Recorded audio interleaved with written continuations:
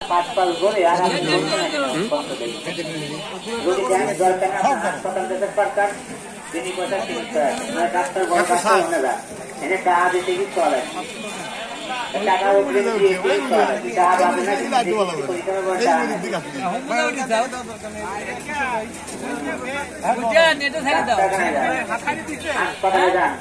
আমার কাছে যা করেন ডাক্তারের কাছে আর ভিতরে যাবেন না আমি তো টাকা আমাদের দিয়ে কথা কই এই সময় এটাই গেছেন ওই তো ডিগ্রি নাই তো আমাদের এই জন্য খালি আমার কাছে জোট পায় ঠিক আছে এতদিন বলতে কি খাইছিও না আবার